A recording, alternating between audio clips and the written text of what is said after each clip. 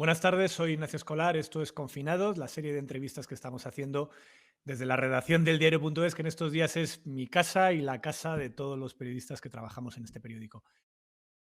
Buenas tardes, Joaquín Bosch, ¿cómo estás? Hola, ¿qué tal? Buenas tardes. Eh, Joaquín, aparte de coautor de un libro que hicimos juntos, El secuestro de la justicia, es exportavoz, es magistrado y es portavoz de jueces y jueces para la democracia. ¿Cómo estás viviendo este confinamiento? Pues bastante bien de todo lo que cabe, preocupado como toda la gente de este país, pero al mismo tiempo mis hábitos laborales no han cambiado demasiado. He estado hace un tiempo una semana de guardia, dentro de unos días estaré otra semana de guardia en el juzgado. Allá todo es bastante desolador por muchas situaciones que se producen en la guardia estos días y la propia situación del edificio judicial, pero vamos, continúo trabajando en casa. Todo ha cambiado también bastante. Claro, tengo dos niños que están soportando bastante bien la situación de confinamiento, tienen buenos hábitos para distraerse, pero vamos, estamos un poco a la expectativa de cómo esta situación se va resolviendo. ¿Qué supone este bloqueo para la justicia, para un juzgado ordinario como el que tienes tú de primera instancia, de los de primera línea de fuego de la justicia? ¿Cómo va a ser el día después en esos juzgados cuando volvamos dentro de un tiempo a la normalidad? La situación actual ya puede dar bastantes pistas de lo que va a venir después. Llevamos la actividad ordinaria de los juzgados, yo he hablado ahora de las guardias y de los temas más Sí. urgentes, pero la actividad ordinaria de los juzgados de nuestro país lleva más de un mes prácticamente paralizada. Es decir, estamos sin poder hacer nada por falta de medios técnicos, a pesar de décadas de promesas de que se iba a digitalizar la justicia. Esas promesas nunca se han acabado de cumplir y además los funcionarios no tienen medios técnicos para poder teletrabajar. Con lo cual, cuando se levanten las medidas del estado de alarma referentes a la justicia, lo que va a pasar es que vamos a tener que sacar todo el trabajo atrasado. Vaya una avalancha lógica y previsible de escritos de abogados pidiendo toda una serie de cuestiones referentes a la tutela judicial efectiva, pero además van a llegar muchísimos casos, más que previsible, en el ámbito laboral, sobre despidos, sobre cuestiones referentes a conflictos laborales, en el ámbito mercantil, sobre cierres de empresas, concursos, etcétera, en el ámbito de familia, innumerables conflictos relacionados con los hijos menores que se han generado durante todos estos días. Si en la crisis de 2007-2008 después llegaron a duplicarse la carga de algunos juzgados sociales o mercantiles, ahora es previsible que pase algo igual o peor. ¿Qué te parece la propuesta de abrir los juzgados durante el mes de agosto para intentar descargar esta carga extraordinaria que vais a tener en los juzgados? Es una posibilidad. Tiene un problema que yo creo que no puede eludirse, que es que ataca el derecho de los letrados y los procuradores a la conciliación de la vida familiar y profesional. Si se encontraran fórmulas de que esto pudiera hacerse sin perjudicar ese derecho, yo creo que se podría explorar algún tipo de solución. Lo que pasa es que hace falta un plan de choque de verdad, y ni desde el Consejo General del Poder Judicial ni desde el Ministerio de Justicia se nos han aportado realmente propuestas de retorno escalonadas, de reforzar los juzgados con medios suficientes para hacer frente a todo lo que nos va a caer encima, de protección de los sectores más débiles de la sociedad. Por ejemplo, pensemos toda la gente que va a quedar sin trabajo, que va a quedar sin su negocio como autónomo, sin una actividad económica y sin recursos, van a tener derecho, tenemos que garantizar ese derecho a la justicia gratuita, por ejemplo. Y con la legislación actual eso puede generar muchos problemas. Es decir, que hasta ahora se plantean algunas cuestiones que son más bien periféricas, pero el problema central de cómo vamos a abordar desde la justicia toda esa vuelta a la actividad normal y todos los enormes problemas que vamos a tener desde las instituciones, no acabamos de ver que se aporten esas soluciones. Ha habido mucho debate jurídico sobre hasta qué punto es constitucional o no algunas de las medidas tan extraordinarias como las que estamos viviendo en estos momentos en torno al confinamiento de los ciudadanos, si debería ser el estado de alarma o el estado de excepción. ¿Qué opinas de ese debate? Está claro que las medidas acortadas restringen el derecho fundamental a la libre circulación. La cuestión es si son adecuadas o no al momento que estamos viviendo de emergencia sanitaria. Hay juristas muy críticos que consideran que la ley lo que permite es una situación de libertad con límites y en cambio lo que se ha acordado es una privación de libertad con excepciones y que esto no se puede acordar salvo en una declaración de estado de excepción. Esa es un poco la crítica que nos está pidiendo que se vaya al Tribunal Constitucional a resolverla. Entiendo las razones de estos juristas, pero no puedo compartir esta opinión. En primer lugar, porque el estado de excepción está para otro tipo de supuestos, de alteraciones gravísimas del orden público, un golpe de Estado, una insurrección militar. No olvidemos que la ley es de 1981, muy poco después del 23F, y no por casualidad. Y en segundo lugar, porque la ley permite al gobierno unas atribuciones enormes, invasivas en los derechos, como que la autoridad gubernativa puede detener a las personas hasta 10 días. Sin orden judicial puede intervenir teléfonos, puede entrar en domicilios. Y claro, está pensado para ese supuesto de grave alteración del orden público, no para una epidemia. En cambio, el estado de alarma sí que está regulado en la ley expresamente para una situación de epidemia. Habla de pandemia directamente. Exactamente, por tanto, es evidente que es la solución más viable. Puede ser discutible si en esas limitaciones de circulación encajan todas las que acorda el gobierno, pero la manera de resolverlo es ver si la medida está justificada, si es necesaria y si es proporcionada. Es decir, el gobierno lo que no puede hacer es, por ejemplo, anular indirectamente el derecho de reunión y de manifestación si no está justificado y si no es proporcionado. Estaría abusando el gobierno de sus poderes. Tenemos toda una serie de informes científicos, de dictámenes, de recomendaciones de la Organización Mundial de la Salud que nos dicen que las medidas, en líneas generales, con todos los matices que queramos aportar, son las adecuadas, son similares a las que han acordado otros países. Podemos discutir si los niños tienen que salir más o si se puede salir a hacer más deporte. Pero en líneas generales las medidas son proporcionadas, con lo cual a mí me parece que es la solución más ajustada en estos momentos, aunque seguro que jurídicamente el tema puede ser opinable. ¿Qué te ha parecido los bulos? ¿Qué te parecen los bulos que están circulando estos días por las redes sociales? ¿Hasta qué punto son estos bulos perseguibles penalmente o judicialmente?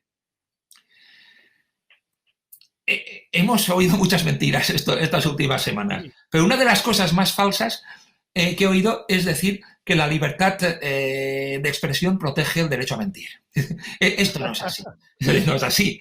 Es decir, la libertad de expresión ampara opiniones subjetivas, ampara críticas durísimas en el ámbito público, ampara críticas desaforadas, tremendas, pero no ampara el derecho a mentir. La Constitución lo que protege es el derecho a difundir información veraz.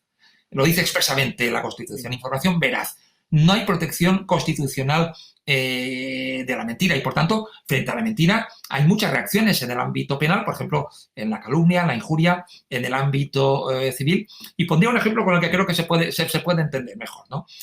Hay opiniones que pueden ser muy disparatadas. Por ejemplo, aquella que dice que la manifestación del 8M, del 8 de marzo, es el origen de todos los contagiados de este país, más o menos, ¿no? A mí me parece una opinión claramente disparatada y absurda, pero es una opinión. El Estado no puede reprimirla, ni puede impedirla, ni puede castigarla, porque forma parte de la libertad de opinar y de la libertad de crítica. Yo creo más bien que la clave de gran parte de los contagios tiene un origen económico, como pasa casi siempre en estas cosas.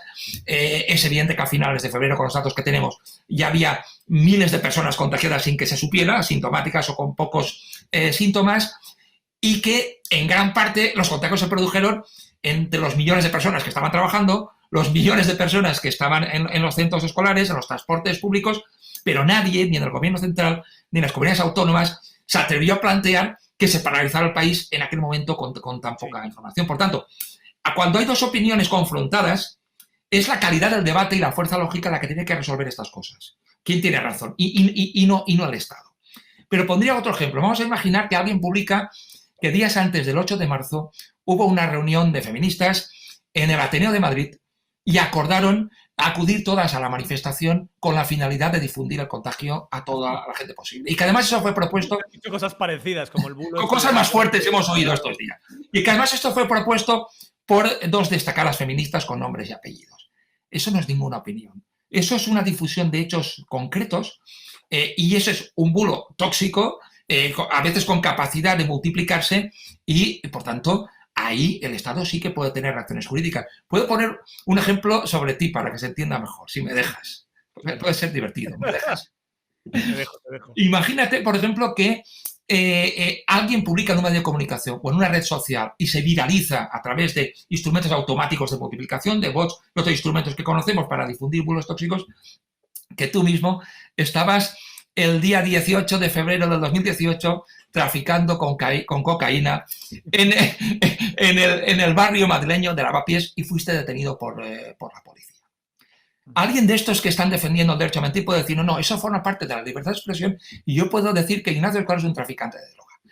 Pues no, no es así. La Constitución no protege ese derecho a mentir.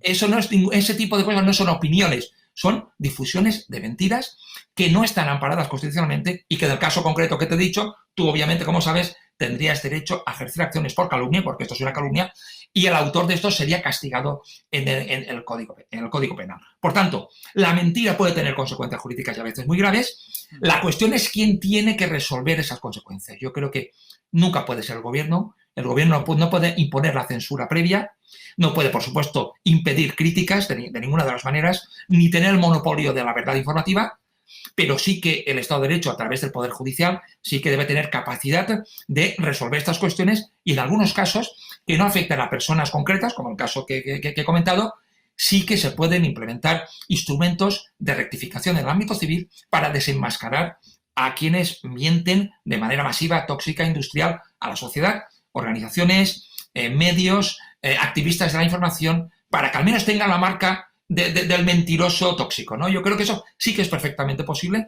y no limita la libertad de información, sino que lo que hace es proteger a la sociedad para que tenga información veraz. ¿Qué te ha parecido la polémica respecto a las palabras de este general de la Guardia Civil que habló de que estaban persiguiendo los bulos que afectaban al gobierno y luego también conocimos que había incluso un correo electrónico por escrito pidiendo esto a todas las comandancias de la Guardia Civil? ¿Tiene la Guardia Civil o el gobierno capacidad para perseguir así este tipo de bulos? Aquí tenemos las dos caras del problema que estamos comentando, ¿no? ¿Qué es lo que sí que puede hacer el gobierno? El gobierno, contra la desinformación, lo que sí puede hacer es aportar información, incluso yo creo que debe hacerlo. Vamos a suponer que alguien consigue viralizar un bulo diciendo que mañana por la mañana ya puede salir todo el mundo a la calle. Eso no es una opinión, ni es una crítica. Eso es una mentira tóxica. Bueno, hemos visto cosas parecidas, que se difundió, por ejemplo, un supuesto pantallazo de un plan del gobierno donde decía una serie de calendarios que era falso. Efectivamente, efectivamente. Por tanto, yo creo que el gobierno y a través de las fuerzas de seguridad puede estar informado de cuáles son las informaciones de hechos que se están difundiendo y contrarrestarlas con actividades informativas. Lo que no puede hacer el gobierno, y lo digo en referencia a la última encuesta del CIS, que pareció plantear como alternativa a los bulos el monopolio de la información, es decir, el gobierno no puede limitar la información veraz. Lo que puede es actuar contra los bulos informando y sería aconsejable que en el ámbito judicial tuviéramos todas las atribuciones necesarias para castigar, por supuesto, como ya hacemos, la calumnia, la injuria, pero también rectificar aquellas informaciones relevantes que sean mentirosas, digamos. Pero eso no lo puede hacer el gobierno y a mí sí que me parece preocupante que se pueda dar la impresión de que el gobierno intenta monopolizar una verdad oficial sin alternativa ninguna y que además intente castigar elementos vinculados a la libertad de expresión o a la difusión de información. Yo creo que esa no es función del gobierno. El gobierno lo que debe hacer es informar lo más transparentemente posible y de la manera más amplia que le sea posible. Un socio que firma como Andresi pregunta si la Fiscalía General del Estado debería actuar de oficio contra ciertas proclamas sediciosas o golpistas de algunos políticos reclamando el fin del gobierno democrático por vías no democráticas. ¿Este tipo de declaraciones se pueden perseguir judicialmente o desde la Fiscalía o se pueden denunciar? Lo que yo he visto hasta ahora no me parece que tenga encaje en ningún delito previsto en el Código Penal. Son afirmaciones de carácter ambiguo que no suponen ni una inducción ni una tentativa, por ejemplo, a cometer un delito de rebelión. Ahora bien, que la cuestión no tenga relevancia penal no significa que no pueda valorarse desde la ciudadanía o desde el ámbito político. Son dos cosas muy diferentes. Y claro, yo cuando veo determinadas declaraciones, lo primero que pienso es que es la primera vez en nuestro país que yo he visto parlamentarios incitando de manera más o menos directa, más o menos indirecta, a que se perpetre un golpe de Estado. Esto no pasaba desde 1936. Es decir, yo nunca había visto que miembros del Parlamento puedan decirle al ejército que tienen ya que tomar las riendas del país. Y claro, esto sí que me parece tremendamente preocupante. Y una cosa es que penalmente no sea lo suficientemente grave como para que tenga una respuesta de la Fiscalía, y otra cosa es que no estemos alerta ante este tipo de mensajes que de alguna manera están justificando el golpismo, y no dichos por personas cualquiera, sino por miembros del Parlamento. Sí. ¿Tienes la impresión tú también de que estamos en uno de los momentos más crispados, más polarizados de nuestra historia democrática y que esto ya era así hace 2 meses antes de esta situación tan excepcional, esta terrible pandemia, y que a raíz de esta pandemia vamos a estar en un momento todavía más crispado? Yo tengo la impresión, no sé si la compartes, que esa crispación también se va a trasladar a los juzgados, que se va a judicializar gran parte de la política, del mismo modo que ocurrió, por ejemplo, en la oposición contra José Luis Rodríguez Zapatero, donde gran parte de sus leyes acabaron judicializadas en el Constitucional. Ahora, por ejemplo, se está hablando de querellarse contra el propio gobierno por su gestión del coronavirus. ¿Crees que esas querellas pueden tener algún tipo de desarrollo penal? Vamos a ver, serían dos cuestiones, ¿no? Primero el tema de Primero la polarización, después las querellas. el tema de la crispación, ¿no? Yo sí que percibo esa crispación y creo que hay dos razones fundamentales. La primera, que es cierto, eso es innegable, que esta situación ha generado un enorme nerviosismo. Todo el mundo está más nervioso, hay mucha ansiedad colectiva en el ambiente, porque no sabemos todo esto cómo se va a resolver. Y esto favorece probablemente más las consecuencias de esa crispación. Pero al mismo tiempo, yo creo que esta situación abre un debate ideológico nuevo, que no existía antes de la irrupción de la pandemia. Mi impresión es que esta situación ha mostrado el hundimiento moral de quienes habían erosionado el Estado social y habían provocado retrocesos en derechos sociales. Hay como una crisis de legitimación, ¿no?, de determinados discursos. Todos esos discursos de los recortes en sanidad, de la privatización de la sanidad pública, de la mercantilización de ancianos en las residencias, todo esto es lógico que ahora se cuestione y que nos plantee que esto, si no hemos aprendido todo esto, no hemos aprendido nada. Es decir, no hemos aprendido que necesitamos unos servicios públicos fuertes, que no es admisible, por ejemplo, que el 75% de las residencias estén en manos privadas y la mayoría estén financiadas con dinero público, para que no esté protegiéndose el derecho a la salud de manera correcta. Es decir, mi impresión es que ha quedado en crisis aquello que se ha llamado el capitalismo clientelar, capitalismo de amiguete, eso es de libertad de mercado, pero en algunos supuestos hay grandes concesiones en el espacio público que benefician a menudo a unos pocos y a veces son un contexto de la corrupción. Entonces, mi impresión es que esto ha generado en la sociedad una comprensible defensa de lo público, de la solidaridad institucional para salir todos lo mejor posible, para rescatar a toda la gente que pueda acabar naufragando. Y esto deslegitima de alguna manera algunas propuestas y provoca un debate muy vivo, un debate muy duro, porque de alguna manera hay argumentos que ahora mismo ya serían insostenibles y pasan a otros ámbitos. Y efectivamente yo estoy de acuerdo contigo en que es probable que esto provoque una mayor judicialización de la vida política, de alguna manera, porque determinados argumentos de tipo ideológico son más difíciles de enarbolar y el debate se traslada a algunos aspectos de tipo simbólico, el tema de los muertos, de culpabilizar al gobierno de cuestiones que a veces puede ser responsable, pero otras es difícilmente responsable, pero que llevan muchas veces a debates irracionales que no suponen la confrontación clara de ideas. En ese aspecto, con lo de los bulos, tenemos muchas preguntas. Yo quería una muy concreta, esta no es de socios, es mía. Si yo o cualquier persona llega mañana a un cruce de carreteras y tapa una señal de tráfico para falsear y decir que donde pone un stop en realidad es siga todo recto sin mirar, claramente estaría cometiendo un delito o podría estar cometiendo un delito. Falsificar un documento del BOE para hacerlo pasar por oficial y difundir un bulo, como hemos visto estos días, ¿no sería un delito también?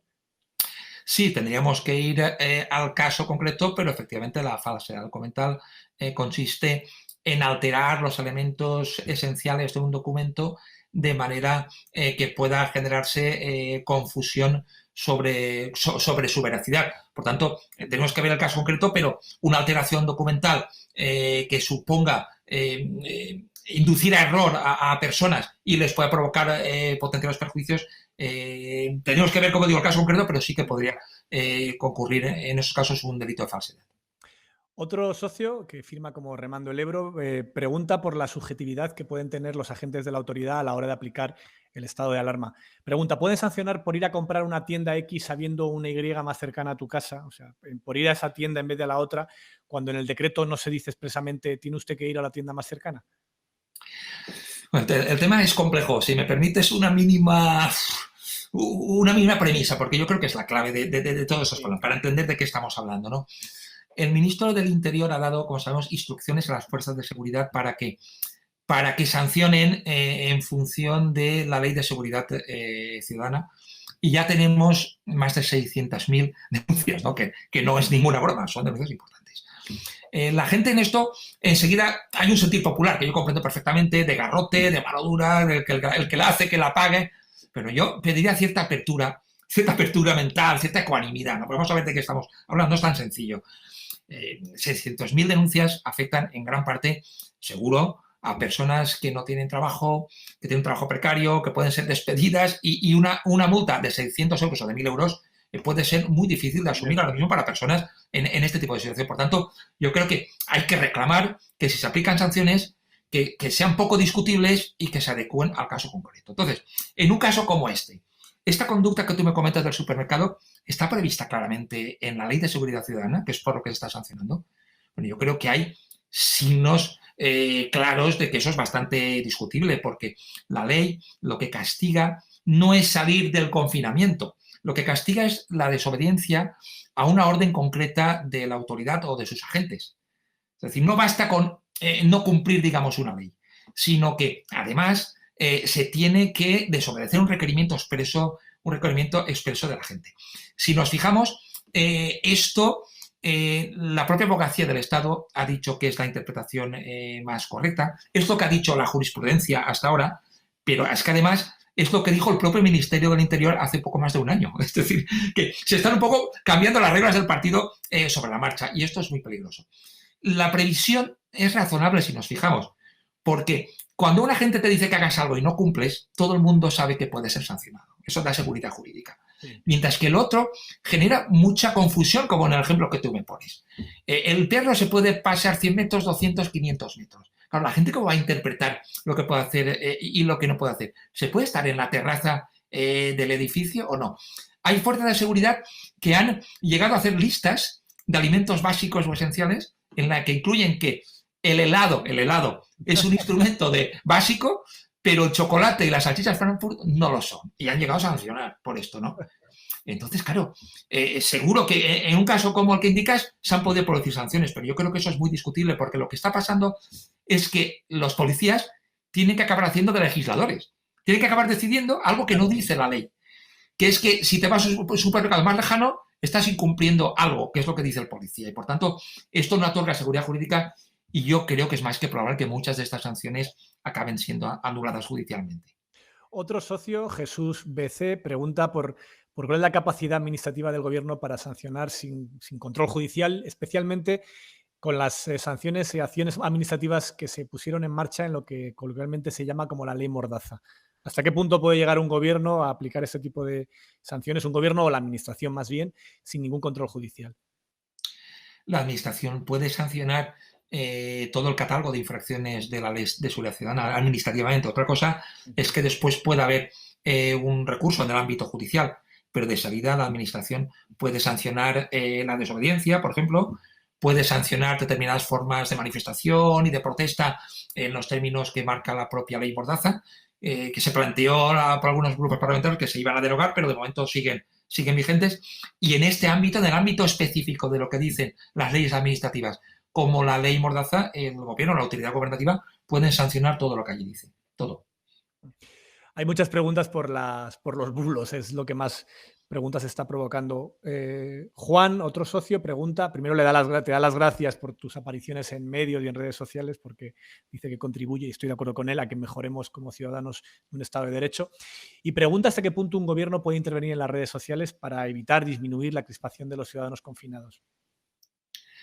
A mí me parece muy peligroso que un gobierno, sea del signo político que sea, pueda intervenir en las redes. Yo creo que hay dos ámbitos, como estábamos comentando. Sí. Uno es el de la libertad de expresión y de crítica, y ahí yo he visto estos días críticas apocalípticas, ¿no? Parece que se está acabando el mundo, y bueno, la situación es grave, pero está claro que no estamos llegando a ese extremo.